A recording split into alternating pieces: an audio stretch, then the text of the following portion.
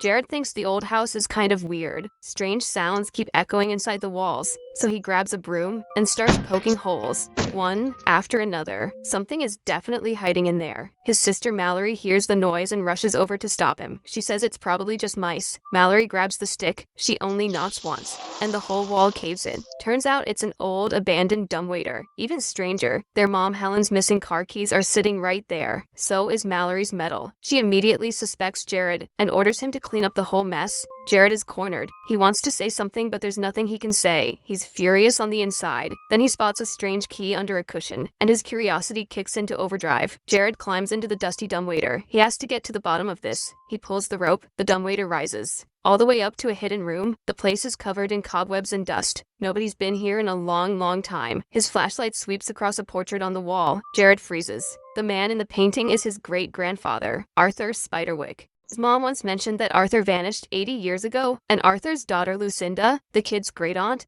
was sent to a mental institution after that. Jared snaps back to reality. He notices the wooden box nearby has the same symbol as the key in his hand. He opens it. The smell of old things hits him instantly. After digging around, a strange leather-bound book catches his eye. But before he can even open it, something rustles behind him. Words appear out of nowhere on the dusty table. They're a warning, aimed directly at Jared. Get out, now. The flashlight nearby starts spinning on its own. Terror washes over him. Jared grabs the book and bolts back to his room. Once he calms down, he studies the book by flashlight.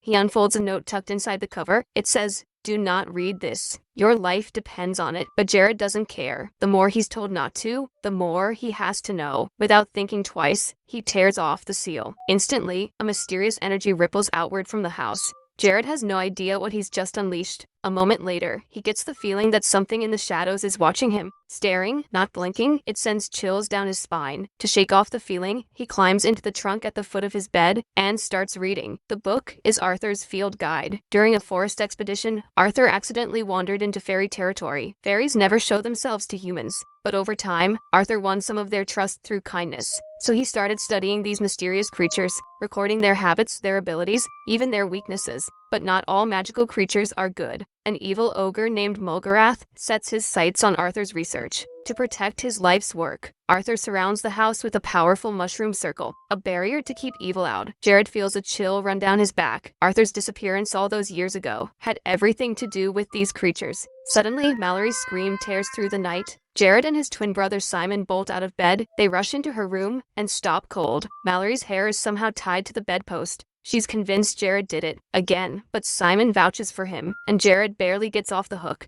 Still, this only makes him more certain whatever is in this house is very, very real. The next day, Jared sits Mallory and Simon down. He explains everything using the book. Last night, that was Thimbletack, a brownie, getting revenge because Mallory destroyed his nest and took his honey. Mallory and Simon think he's completely lost it. But the moment they step back inside, a powerful gust of wind swirls the leaves straight toward Jared. He jumps back inside the mushroom circle. Thimbletack is at it again. So Jared puts together a little house model, returns everything that was taken from the walls, adds some honey and cookies, Thimbletack's favorites, and carries it all up to the hidden room. He squeezes honey onto a cookie and waits. When he wakes up, the honey is gone. He follows a trail of crumbs, and suddenly, they're face to face. Both of them jump. Thimbletack vanishes immediately. But when Jared holds out another cookie, Thimbletack can't resist. He slowly creeps back and starts eating. Jared takes the chance to ask Thimbletack about the field guide. Thimbletack sees that the book he's guarded for years has been found. And opened, he snaps. He blows up into a giant green monster, screaming like crazy. Jared shoves more honey at him. That does the trick. Thimbletack calms down. Then he warns Jared, the field guide must never leave the mushroom circle. Jared follows his gaze out the window and watches Simon randomly wipe out of nowhere. Thimbletack tosses him a seeing stone. Jared looks through the hole and sees a bunch of goblins dragging Simon away. Jared ignores Thimbletack's warnings,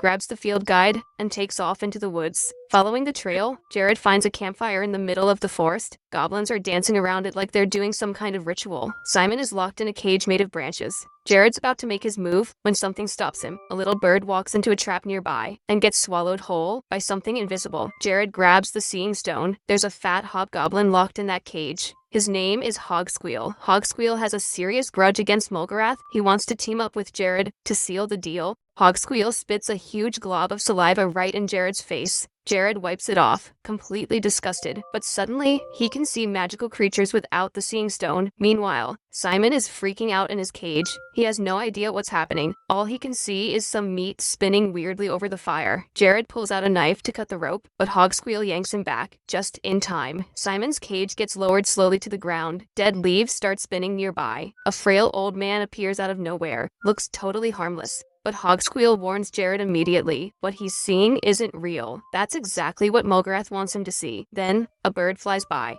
and Hogsqueal loses it completely, chasing after it, leaving Jared alone with the goblins and Mulgarath. Mulgarath searches Simon but can't find the field guide. All he finds is a family photo. He realizes they grabbed the wrong kid, so Mulgarath pretends to let Simon go to retrieve the book. The second Simon walks away, Mulgarath orders his goblins to wipe out the entire Grace family. Jared hears everything from behind a tree. He bursts out and runs to Simon. The two brothers are almost inside the mushroom circle when a goblin tackles Simon to the ground and sinks its teeth into his leg. Jared spins around and pulls Simon free before they can even catch their breath. They spot Mallory casually strolling toward them from outside the circle. They scream at her to run. Mallory is about to tell them they're being dramatic when something invisible grabs her hand and won't let go. Claw marks start appearing on her skin. Mallory figures it out fast. She starts swinging wildly at the air and actually hits something. Jared reacts instantly. He hurls the Seeing Stone to Mallory. She looks through it and freezes. She's completely surrounded by dozens of goblins. Lucky for her, Mallory is a fencing champ. None of these little monsters can get close. Jared pulls her into the circle. They help the injured Simon back inside the house.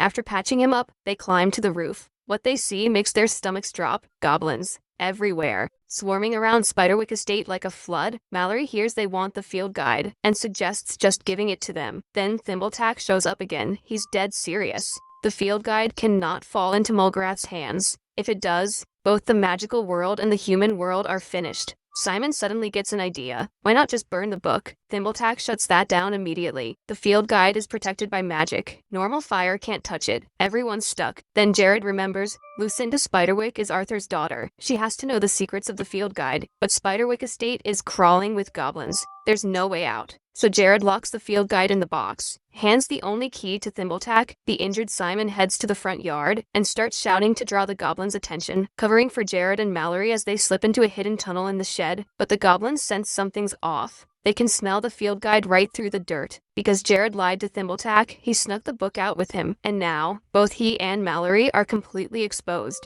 Redcap, the goblin leader, sends a mole troll after them immediately. The mole troll is fast, really fast. It closes in on Jared and Mallory after they've already been running forever. Dirt keeps raining down from the tunnel ceiling above them. The whole thing could collapse any second. They bail out of the tunnel early, but the mole troll bursts right out behind them. It blows the hatch cover sky high before they can even close it. Then, out of nowhere, a passing truck slams straight into the mole troll. Jared and Mallory are safe. They take off running toward the mental institution and find Lucinda Spiderwick, a great aunt they've never met. For the first time, the moment she hears they've moved into the old estate and taken out the field guide, her face drops. She pulls them inside and shuts the door fast. Jared tells her everything that's been happening at Spiderwick Estate and begs her for help. Lucinda's voice starts to break. She tells them what this book did to her family. 80 years ago, little Lucinda was playing near the mushroom circle. Arthur screamed at her to get away from it, but she didn't hear him clearly. The goblins grabbed her. Arthur stepped outside the circle to fight them off. Then the sylphs swooped in and surrounded him. To protect the secrets of the magical world, they took Arthur away and trapped him. Young Lucinda tried to tell people what happened. Nobody believed her. She waited every single day for her father to come home. He never did.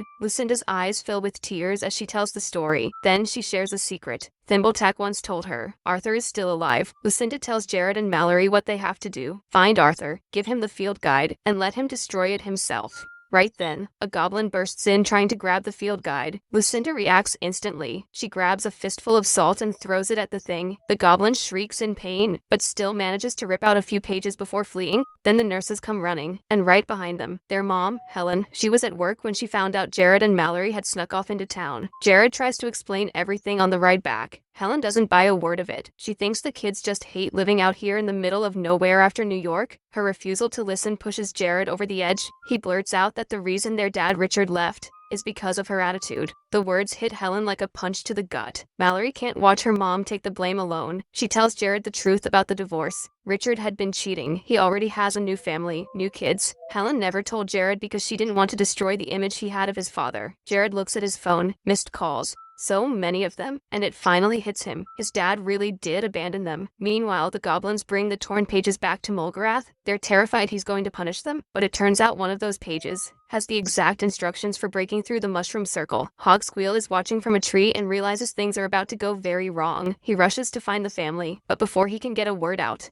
a bird catches his eye, he chases it up a tree, eats it. Then, finally full, he warns them, there's almost no time left. If they want to stop Mulgarath, it has to be tonight. Hogsqueal spits on Mallory and Simon too. Now all three of them can see magical creatures. Then Jared suddenly remembers something. He runs inside. The field guide mentioned that Arthur once had a griffin. Maybe they can use it to find him. Mallory thinks this is completely insane, but Jared reads the spell out loud anyway. A sharp cry pierces the air. The griffin is real, and it actually shows up. Its eyes are fierce but calm. It spreads its wings slowly and lifts all three of them into the sky. They soar over dense forests, through towering ice canyon walls, until they find a place that looks like paradise. The griffin's arrival startles the sylphs living there. They scatter, and a man slowly steps forward. It's Arthur Spiderwick, their great-grandfather. For Arthur, 80 years feels like less than a day. He watches the dandelion seeds floating in the air and realizes the sylphs have been messing with time. Their song warps everything. Mallory and Simon are already under their spell. Arthur shouts at Jared to cover his ears. They retreat into the woods together. Arthur sees the field guide in Jared's hands. His eyes light up, but when Jared asks him to destroy it, Arthur goes quiet. This book is his life's work. Jared can't help himself. He reminds Arthur, he's 125 years old. His life shouldn't still be wrapped up in this book.